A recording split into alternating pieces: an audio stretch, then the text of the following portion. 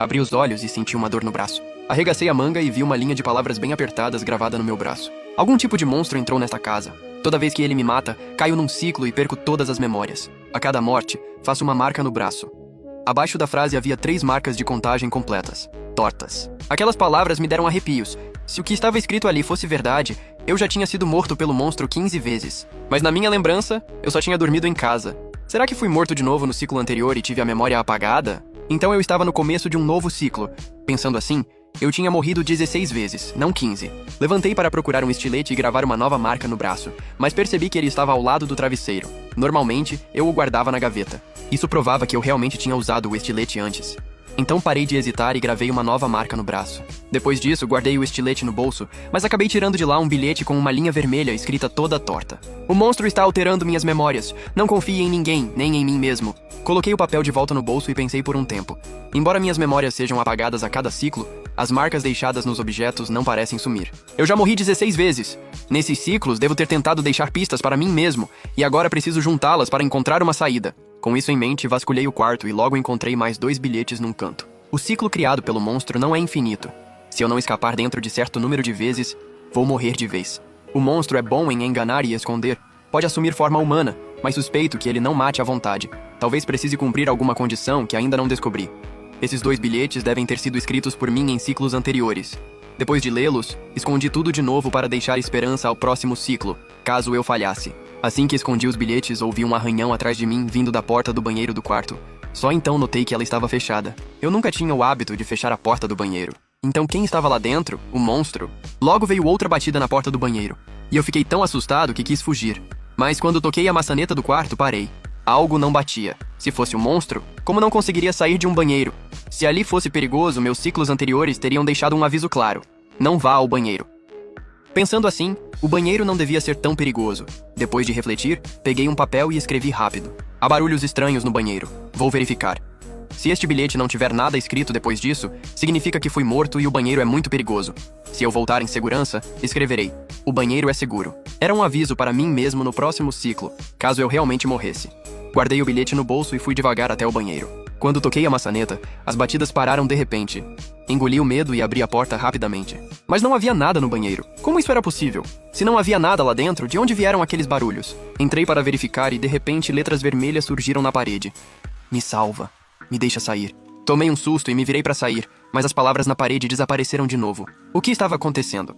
De qualquer forma, enquanto não houvesse perigo, estava tudo bem. Voltei ao quarto, peguei o bilhete do bolso e acrescentei embaixo: o banheiro é seguro, mas a situação é estranha. Primeiro houve arranhões de unhas compridas na porta, depois batidas e, por fim, letras vermelhas na parede. Suspeito que haja outro segredo ali, então é melhor manter distância. Depois de escrever, coloquei o bilhete no bolso, liguei o gravador do celular e guardei o aparelho para gravar escondido. Feito isso, abri a porta do quarto. Achei que veria algo horrível, mas a sala parecia surpreendentemente normal. Minha mãe cozinhava na cozinha, meu pai mexia no celular no sofá e minha irmã provavelmente estava no próprio quarto. Comecei a duvidar se o monstro existia mesmo ou era só coisa da minha cabeça. Mas não, ele podia virar humano, então talvez um deles já tivesse sido substituído. Nesse momento, minha mãe me chamou. Xiaojai, vou atender uma ligação. Olha esse ensopado para mim e não deixa queimar. Tá bom? Sem problema. Depois de responder, fui à cozinha.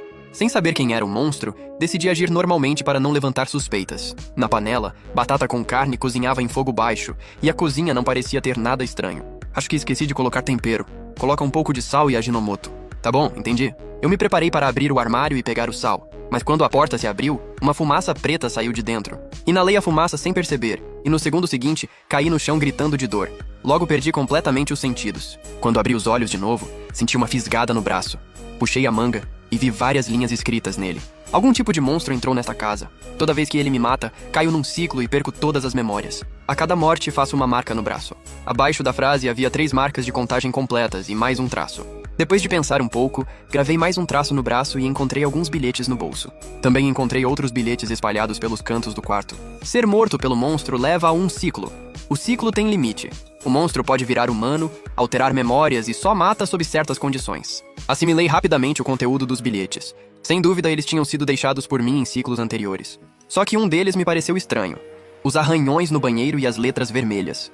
Olhei desconfiado para a porta do banheiro. Esperei um bom tempo e não ouvi nada. Criei coragem para entrar, mas também não vi letras vermelhas. Estranho, por que não batia com a descrição?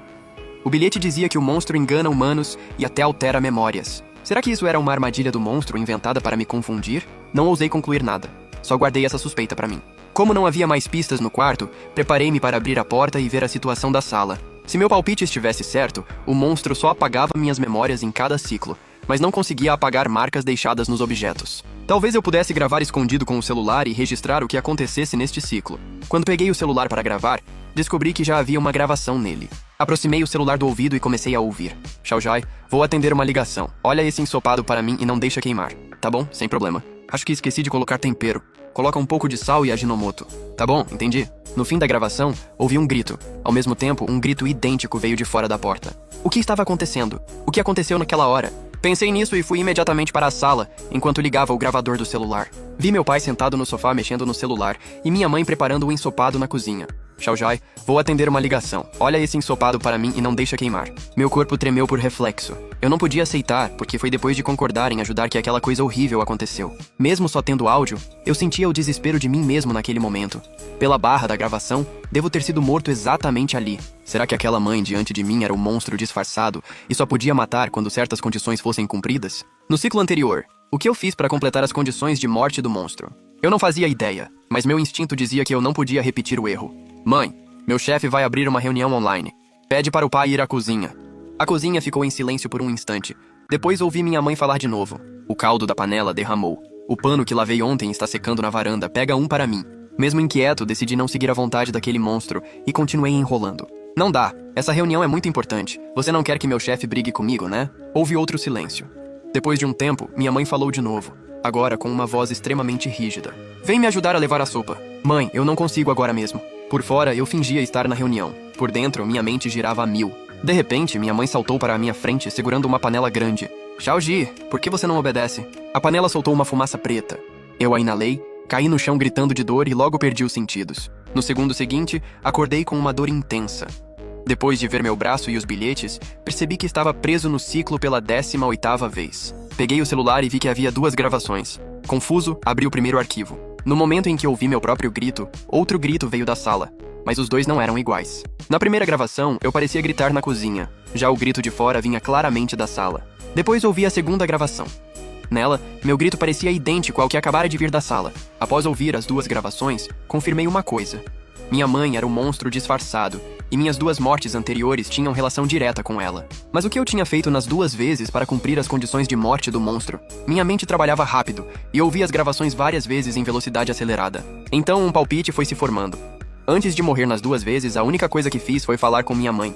Será que a condição do monstro era conversar com a vítima por 3 falas? Mas isso também parecia errado, porque notei que ele nunca conversava comigo à toa, sempre fazia um pedido. Por exemplo, vigiar a comida, colocar tempero ou levar os pratos. Na primeira gravação, eu aceitei os 3 pedidos dele. Na segunda, fiz o contrário e recusei os 3 pedidos, mas morri do mesmo jeito. Será que aceitar ou recusar 3 pedidos seguidos era a verdadeira condição de morte? Pelas informações que eu tinha, a condição do monstro era falar 3 frases seguidas ou aceitar ou recusar 3 pedidos consecutivos. Então, quando o enfrentasse de novo, eu poderia aceitar uma vez, ficar em silêncio uma vez e recusar uma vez. Assim, evitaria qualquer uma dessas condições. Claro, se as 2 hipóteses estivessem erradas, eu só poderia aceitar meu azar. Com a decisão tomada, eu me preparei para abrir a porta, mas o monstro bateu primeiro. Xiaojai, por que ainda não levantou? O almoço já está pronto, vem comer. Tá bom, já estou indo. Aceitei o primeiro pedido dele e fui até a sala. Não fica aí parado, vem me ajudar a pegar os pratos e talheres. Fiquei parado, sem ajudar, mas também sem recusar diretamente. Para esse segundo pedido, mantive silêncio. Xiaojai, vai chamar sua irmã para comer. Ela também, hein? Sempre precisa que alguém chame. Eu não vou, se quiser, vai você. Diante do terceiro pedido do monstro, escolhi recusar. No instante em que disse a última recusa, vi o rosto da minha mãe ficar horrivelmente distorcido. Será que eu tinha errado? Meu coração disparou e todos os músculos do meu corpo ficaram tensos. Mas no segundo seguinte o rosto dela voltou ao normal, e até surgiu um leve sorriso. Xiaojie, senta e come logo. Ao ver isso, soltei um longo suspiro. Meu palpite estava certo, e a estratégia de aceitar, silenciar e recusar funcionava. Depois, fingindo servir comida pra mim, minha mãe fez vários outros pedidos em segredo. Xiaojie, come mais verdura. Xiaojie, come menos arroz. Xiaojie, bebe mais sopa. Consegui escapar de todos eles usando o método que tinha resumido. Depois da refeição, o monstro foi lavar a louça, e aproveitei para escrever no bloco de notas do celular. As condições para o monstro matar são conversar 3 falas com ele ou aceitar ou recusar seus pedidos 3 vezes seguidas. Quando enfrentar os pedidos do monstro, recomendo aceitar uma vez, ficar em silêncio uma vez e recusar uma vez. Nem preciso dizer que eu estava me preparando para o próximo ciclo. Por segurança, precisava deixar mais pistas.